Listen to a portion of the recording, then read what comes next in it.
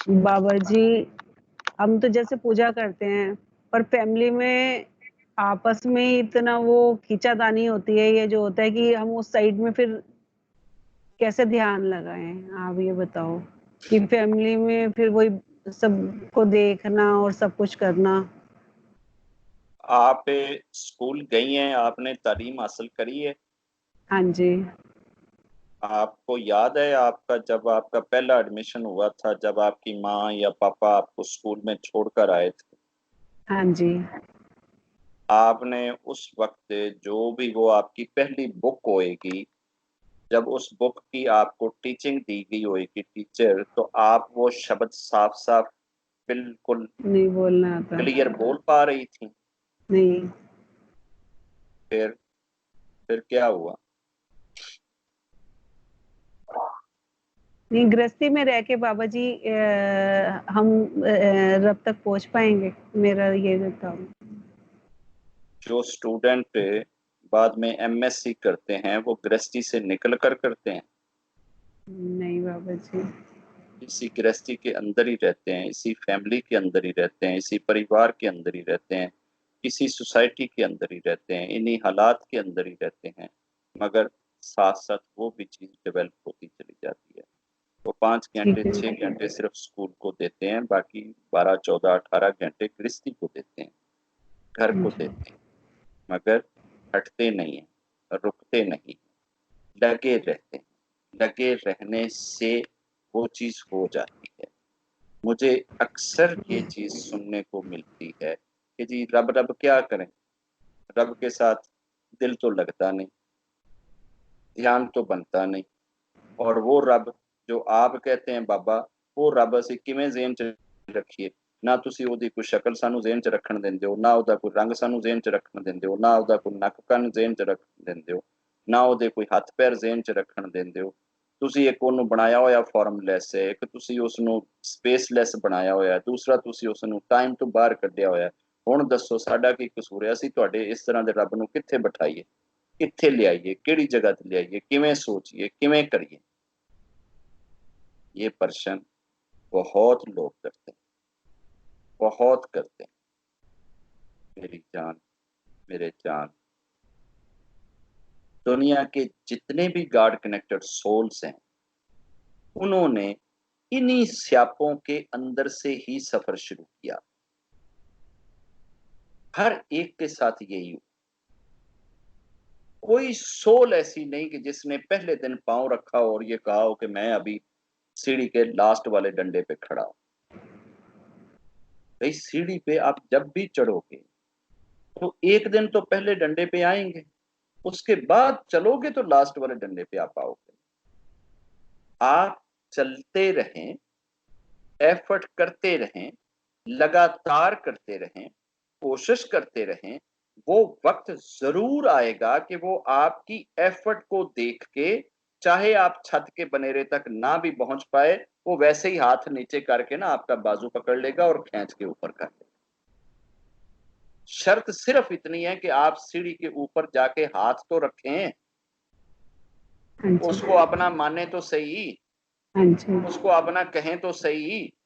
हाँ जी। अपना कहना हमारा काम है, अपना बनाना उसका काम है। हाँ जी उसका बाबा। काम हाथ में लेने की जरूरत नहीं है, अपना काम करने की जरूरत है। ਅਸੀਂ आधा काम कर दईए, ਅੱਗੇ ਉਹਦੇ ਤੇ ਛੱਡ ਦਿਆਂਗੇ। ਉਹ ਜਦੋਂ ਉਹਨੂੰ ਰਹਿਮ ਆ ਗਿਆ, ਜਦੋਂ ਉਹਨੂੰ ਖਿਆਲ ਆ ਗਿਆ, ਉਹ ਕਿਤੇ ਨਾ ਕਿਤੇ ਹੱਥ ਥੱਲੇ ਕਰਕੇ ਬਗੈਰ सीढ़ी ਤੋਂ ਹੀ ਹੱਥ ਤਰ੍ਹਾਂ ਇਸ ਤਰ੍ਹਾਂ ਫੜ ਕੇ ਉੱਤੇ ਛੱਤ ਤੇ कर लेगा, आ जा यार तू मेरा है। हमारा काम उन सीढ़ियों को तलाश करना, उन रसों को तलाश करना और उनके लिए एफर्ट करना है।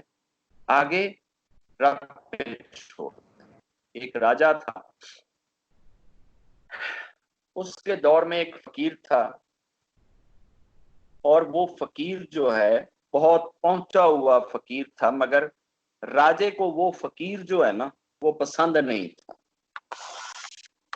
राजा चाहता था कि उस फकीर को जलील करे, उस फकीर को रुसवा करे, दुनिया के सामने उसकी बेइज्जती करे। उसने अपने चंद बंदों को भेजा और कहा कि उस उसको जाकर फलां कैद खाने के अंदर कैद कर दो, अरेस्ट कर दो।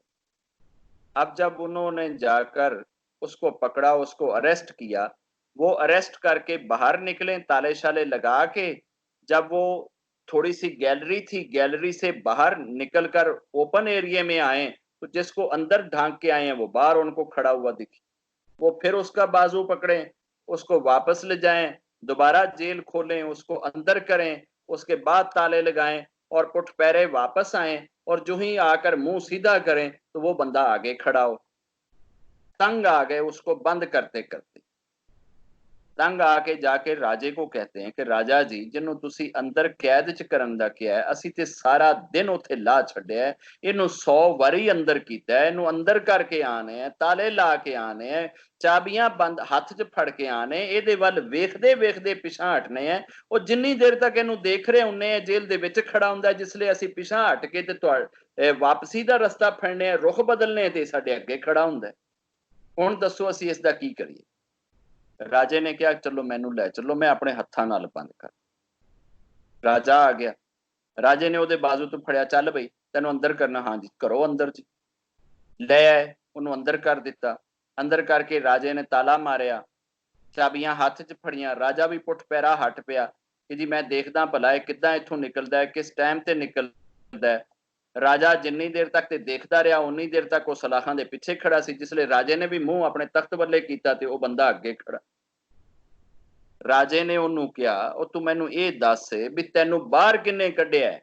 उन्हें कहा जिन्ने मैनू अंदर कीता सी, जिन्ने मैनू अंदर कीता सी।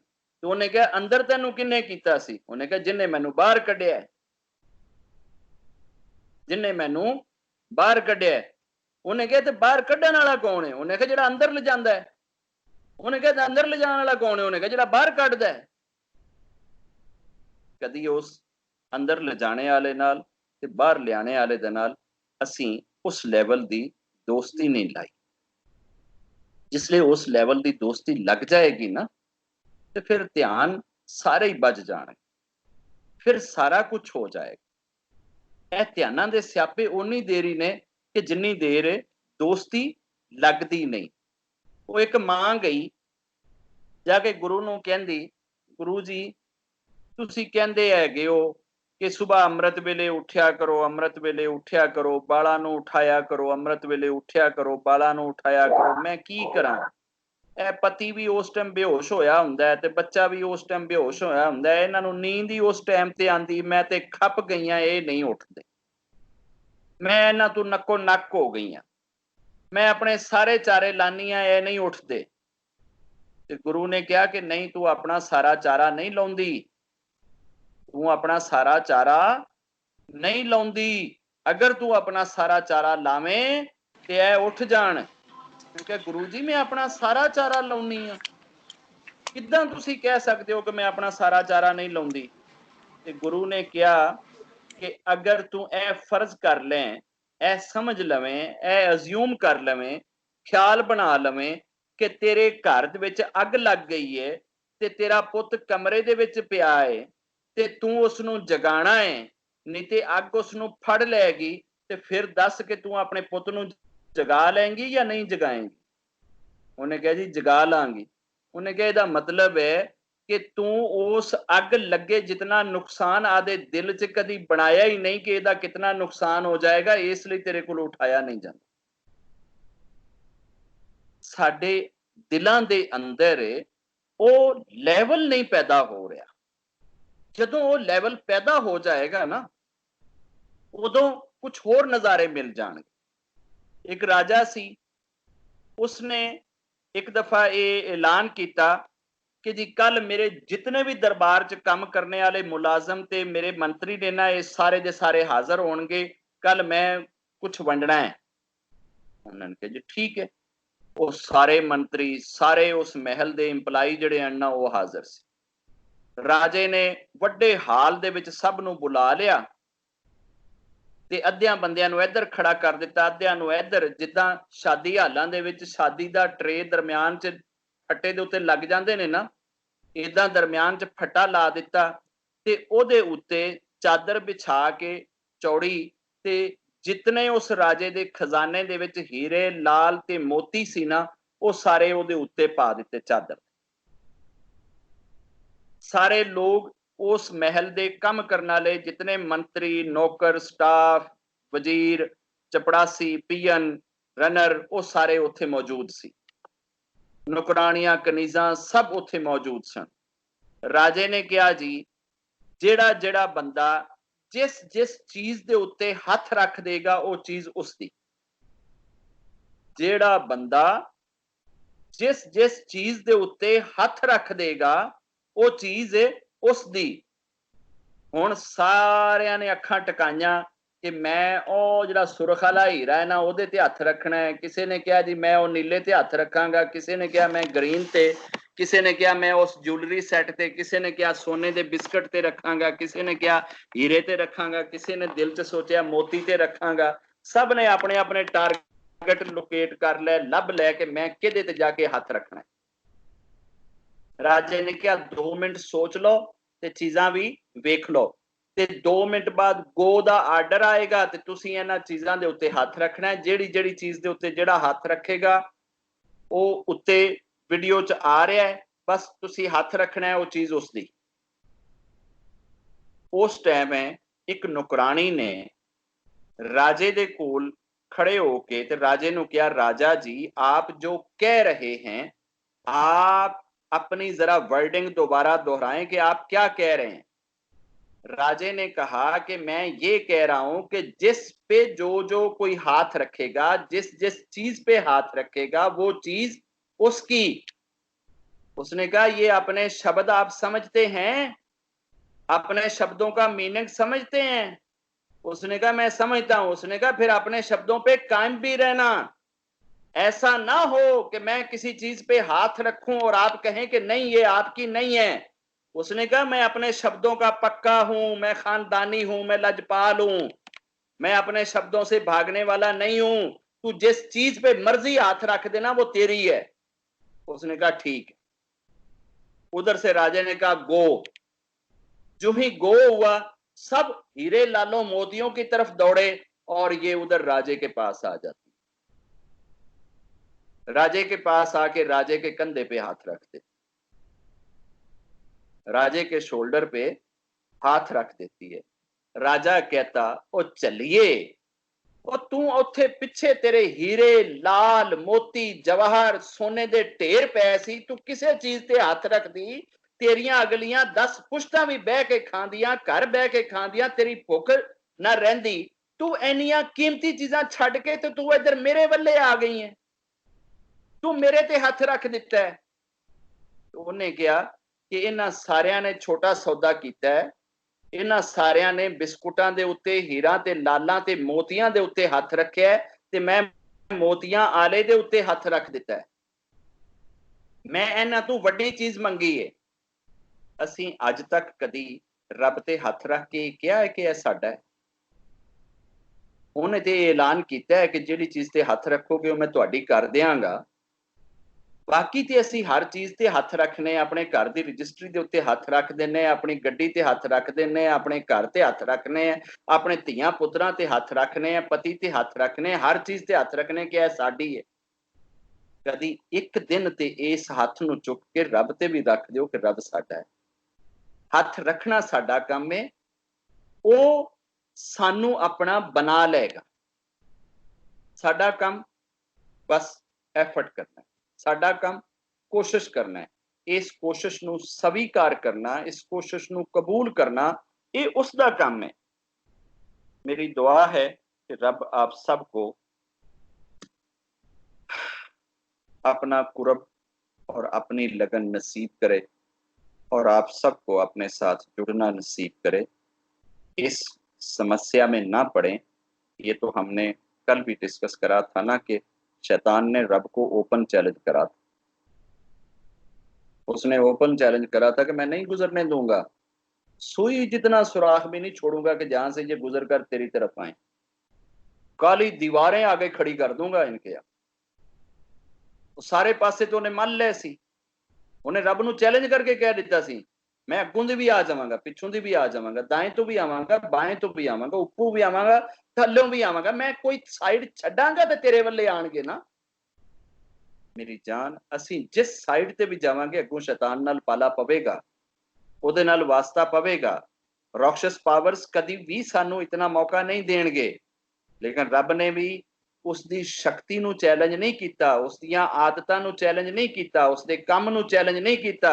ਰੱਬ ਨੇ ਆਪਣੀ ਰਹਿਮਤ ਦਾ ਐਲਾਨ ਕੀਤਾ ਹੈ ਕਿ ਮੈਨੂੰ ਮੇਰੇ ਰੱਬ ਹੋਣੇ ਦੀ ਕਸਮ, ਅਗਰ ਇਹ ਉੱਥੇ ਬੈਠੇ ਹੋਏ ਖਿਆਲ ਦੇ ਵਿੱਚ ਵੀ ਇੱਕ ਸੈਕਿੰਡ ਲਈ ਵੀ ਤੇਰੇ ਤੋਂ ਛੁੱਟ ਕੇ ਮੇਰੇ ਨਾਲ ਜੁੜ ਗਿਆ ਨਾ, ਤੇ ਮੈਂ ਇੱਕ ਸੈਕਿੰਡ ਦੇ ਖਿਆਲ ਦੇ ਉੱਤੇ ਵੀ ਇਹਨਾਂ ਦੀ ਸਾਰੀ ਦੀਵਾਰ ਬਲੈਸ ਕਰ ਦਿਆਂਗਾ, ਇਹਨਾਂ ਨੂੰ ਆਪਣਾ ਬਣਾ ਲਾਂਗਾ। ਮੈਂ ਇਹਨਾਂ ਦੇ ਸਾਰੇ ਦਿਨ ਦੇ ਕਰਮ ਇਹ ਲਿਖ ਦਿਆਂਗਾ ਕਿ ਇਹਨਾਂ ਨੇ ਮੇਰੀ ਯਾਦ 'ਚ ਬਿਤਾਏ ਨੇ। ਸ਼ਰਤ ਸਿਰਫ ਇਹ ਹੈ ਕਿ ਇੱਕ ਸੈਕਿੰਡ ਹੀ ਤੇਰੇ ਕੋਲੋਂ ਛੁੱਟ ਜਾਣ ਸਹੀ। क्या ਅਸੀਂ ਇੱਕ ਸੈਕਿੰਡ ਵੀ ਨਹੀਂ ਕੱਢ ਸਕਦੇ? ਠੀਕ ਹੈ, ਅਸੀਂ ਬੈਠਨੇ ਆ, ਸਾਨੂੰ 100 ਸਿਆਪੇ ਯਾਦ ਆਉਂਦੇ ਨੇ, ਘਰ ਦੇ ਕੰਮ ਯਾਦ ਆਉਂਦੇ ਨੇ। ਅੱਜ ਹਲਦੀ ਮੁੱਕ ਗਈ ਉਹ ਯਾਦ ਆ ਜਾਂਦਾ ਹੈ, ਘੀ ਮੁੱਕ ਗਈ ਯਾਦ ਆ ਜਾਂਦਾ ਹੈ, ਚੀਨੀ ਮੁੱਕ ਗਈ ਯਾਦ ਆ ਜਾਂਦਾ ਹੈ, ਬਿਜਲੀ ਦਾ ਬਿੱਲ ਦੇਣਾ ਯਾਦ ਆ ਜਾਂਦਾ ਹੈ, ਗੈਸ ਦਾ ਬਿੱਲ ਦੇਣਾ ਯਾਦ ਆ ਜਾਂਦਾ ਹੈ, ਟੈਲੀਫੋਨ ਦਾ ਬਿੱਲ ਦੇਣਾ ਯਾਦ ਆ ਜਾਂਦਾ ਹੈ, ਹੋਰ 100 ਸਿਆਪੇ ਨੇ। ਕਿੰਨੇ ਕੁ ਅਸੀਂ ਸਿਆਪੇ ਗਿਣੀਏ? ਸਾਡੇ ਤੇ ਕਰੋੜ ਸਿਆਪੇ ਨੇ। ਧੀਆਂ ਦੇ ਅਲੱਗਾ ਸਿਆਪੇ, ਪੁੱਤਰਾਂ ਦੇ ਅਲੱਗਾ ਸਿਆਪੇ, ਭੈਣਾਂ ਦੇ ਅਲੱਗਾ ਸਿਆਪੇ, ਭਾਈਆਂ ਦੇ ਅਲੱਗਾ ਸਿਆਪੇ, ਭਾਣਜਿਆਂ ਭਤੀਜਿਆਂ ਦੇ ਅਲੱਗ ਸਿਆਪੇ, ਹੈਲਥ ਦੇ ਅਲੱਗ ਸਿਆਪੇ, ਪੋਲਿਟਿਕਸ ਦੇ ਅਲੱਗ ਸਿਆਪੇ, ਦੇਸ਼ ਦੇ ਅਲੱਗ ਸਿਆਪੇ। ਇਹਨਾਂ ਕਰੋੜ ਸਿਆਪਿਆਂ ਦੇ ਵਿੱਚ ਹੀ ਸ਼ੈਤਾਨ ਸਾਡੇ ਲਈ ਜਾਨ ਬੁਣਦਾ ਹੈ। ਅਸੀਂ ਜਦੋਂ ਵੀ ਬਵਾਂਗੇ ਉਹ ਇੰਜ ਹੀ ਕਰੇਗਾ, ਇੰਜ ਹੀ ਹੋਏਗਾ। ਔਰ ਵੈਸੇ ਇੱਕ ਅੱਜ ਮਜ਼ੇ ਦੀ ਗੱਲ ਦੱਸਾਂ,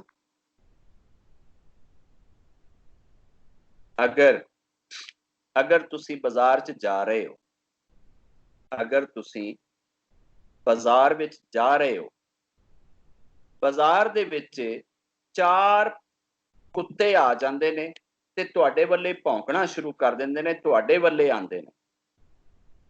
2 कुत्ते बिल्कुल बिल्ली जिड्डे ने, छोटे छोटे ने, एक ओदे तो वड्डा है, एक बिल्कुल शेर जिड्डा है, बहुत वड्डा है। ਤੁਹਾਡੇ ਹੱਥ 'ਚ ਸੋਟੀ ਏ, ਔਰ ਚਾਰੋਂ ਜਦੋਂ ਤੁਹਾਡੇ ਵੱਲੇ ਆਣਗੇ ਤੇ ਤੁਹਾਨੂੰ ਉਹ ਜਿਹੜੇ ਛੋਟੇ ਛੋਟੇ 2 ਗਲੂਰੇ ਜੇ ਹੋਣਗੇ ਬਿੱਲੀ ਜਿੱਡੇ, ਤੁਹਾਨੂੰ ਉਹਨਾਂ ਦੀ ਚਿੰਤਾ ਹੋਵੇਗੀ ਜਾਂ ਜਿਹੜਾ ਉਹ ਸ਼ੇਰ ਜਿੱਡਾ ਹਾਥੀ ਜਿੱਡਾ ਆ ਰਿਹਾ ਉਹਦੀ ਚਿੰਤਾ ਹੋਏਗੀ? ਤੁਸੀਂ ਕਿਸ ਦਾ ਰਸਤਾ ਰੋਕੋਗੇ? ਕਿਹਦੇ ਅੱਗੇ ਸੋਟੀ ਕਰੋਗੇ? ਕਿਹਦੇ ਕੋਲੋਂ ਬਚਣ ਦੀ ਕੋਸ਼ਿਸ਼ ਕਰੋਗੇ? ਵੱਡੇ ਦੀ। ਉਹਨਾਂ ਛੋਟਿਆਂ ਨੂੰ ਤਾਂ ਤੁਸੀਂ ਇਸ ਕਾਬਲ ਹੀ ਨਹੀਂ ਸਮਝਦੇ, ਉਹਨਾਂ ਨੂੰ ਤਾਂ ਤੁਸੀਂ ਇੰਨੀ ਵੁਕਤ ਹੀ ਨਹੀਂ ਦਿੰਦੇ। ਜਿਹੜੇ ਬੰਦੇ ਦਾ ਖਿਆਲ ਜ਼ਿਆਦਾ ਵੱਟਦਾ ਹੈ ਨਾ, ਜ਼ਿਆਦਾ ਵੱਟਦਾ ਹੈ, ਜ਼ਿਆਦਾ ਡਿਸਟਰਬ ਹੁੰਦਾ ਹੈ, ਇਹਦਾ ਮਤਲਬ ਹੈ ਸ਼ੈਤਾਨ ਉਹਦੇ ਤੋਂ ਜ਼ਿਆਦਾ ਡਿਸਟਰਬ ਹੋ ਰਿਹਾ ਹੈ ਕਿ ਯਾਰ ਇਹਨੂੰ ਨਹੀਂ ਨਿਕਲਣ ਦੇਣਾ। ਉਹ ਬਾਕੀ ਜਿਹੜੇ ਵਿੱਚੋਂ ਮੇਰੇ ਮਹੱਲੇ ਦੇ ਹੋਰ ਕੋਈ 5-10 ਨਿਕਲ ਵੀ ਗਿਆ ਨਾ, ਤੇ ਉਹਨਾਂ ਦੀ ਉਹਨੂੰ ਫਿਕਰ ਹੀ ਕੋਈ ਨਹੀਂ, ਉਹਨਾਂ ਨੂੰ ਪਤਾ ਵੀ ਇਹ ਕੁਝ ਵੀ ਨਹੀਂ ਕਰਨ ਜੋਗੇ। ਜਿਨ੍ਹਾਂ ਦਾ ਖਿਆਲ ਨਹੀਂ ਵੱਟਦਾ ਨਾ, ਉਹ ਕੁਝ ਵੀ ਨਹੀਂ ਕਰਨ ਜੋਗੇ ਹੁੰਦੇ। ਉਹਦੀ ਉਹਨਾਂ ਨੂੰ ਸ਼ੈਤਾਨ ਨੂੰ ਫਿਕਰ ਹੀ ਨਹੀਂ ਹੁੰਦੀ ਕਿ ਅਗਰ ਨਿਕਲ ਵੀ ਗਿਆ ਨਾ ਮੇਰੇ ਹੱਥੋਂ, ਤਾਂ ਮੈਨੂੰ ਪਤਾ ਹੈ ਕਿ ਕੁਝ ਨਹੀਂ ਕਰਨ ਜੋਗੇ। ਤੇ ਜਿਨ੍ਹਾਂ ਤੋਂ ਉਹ ਡਰਦਾ ਹੈ ਨਾ ਕਿ ਇਹ ਕੁਝ ਕਰਨਗੇ, ਉਹਨਾਂ ਨੂੰ ਹੀ ਜ਼ਿਆਦਾ ਤੰਗ ਕਰੇਗਾ, ਉਹਨਾਂ ਨੂੰ ਹੀ ਜ਼ਿਆਦਾ ਡਿਸਟਰੈਕਟ ਕਰੇਗਾ, ਉਹਨਾਂ ਦੇ ਹੀ ਜ਼ਿਆਦਾ ਰਸਤੇ ਰੋਕੇਗਾ, ਉਹਨਾਂ ਦੇ ਹੀ ਖਿਆਲਾਂ ਨੂੰ ਜ਼ਿਆਦਾ ਤਬਾਹ ਕਰੇਗਾ ਕਿ ਯਾਰ ਕਿਤੇ ਇਹ ਨਿਕਲ ਗਏ ਤੇ ਇਹ ਸਿਆਪਾ ਪਾ ਦੇਣਗੇ। ਅਸੀਂ ਇਹ ਸਮਝਦੇ ਹਾਂ ਕਿ ਸ਼ਾਇਦ ਜਿਨ੍ਹਾਂ ਦੇ ਖਿਆਲ ਜ਼ਿਆਦਾ ਡਿਸਟਰੈਕਟ ਹੁੰਦੇ ਨੇ ਉਹ ਕੋਈ ਬੜੇ ਗੰਦੇ ਨੇ, ਔਰ ਅਸੀਂ ਸ਼ਾਇਦ ਬਹੁਤ ਕੋ ਭੈੜੇ ਹੈਗੇ ਹਾਂ। ਇਹ ਭੈੜੇ ਨਹੀਂ, ਇਹਨਾਂ ਦੀ ਫਿਕਰ ਉਹਨੂੰ ਜ਼ਿਆਦਾ ਹੁੰਦੀ ਹੈ, ਚਿੰਤਾ ਉਹਨੂੰ ਜ਼ਿਆਦਾ ਹੁੰਦੀ ਹੈ। ਇਸ ਲਈ ਉਹ ਇਕੱਲਾ ਨਹੀਂ ਆਉਂਦਾ, ਉਹ ਨਾਲ ਆਪਣੇ ਕੋਲ ਲੱਖ ਕੋ ਬੰਦੇ ਲੈ ਕੇ ਆ ਜਾਂਦਾ ਹੈ ਕਿ ਯਾਰ ਇਸ ਬੰਦੇ ਨੂੰ ਭਾਵੇਂ ਅਸੀਂ ਲੱਖ ਬੰਦੇ ਵੀ ਰਲ ਕੇ ਕਾਬੂ ਕਰੀਏ, ਕਾਬੂ ਇਹਨੂੰ ਕਰੋ। ਜੇ ਕਿਤੇ ਇਹ ਛੁੱਟ ਗਿਆ ਨਾ, ਇਹ ਉਹਦੇ ਤੱਕ पहुंच गया ना, तो यह कुछ कर देगा। मेरी दुआ है कि रब आपको इस सारे चुंगल के अंदर रहते हुए, इसको फेस करते हुए अपने तक पहुंचने का रास्ता दिखा। जय जी बेटा।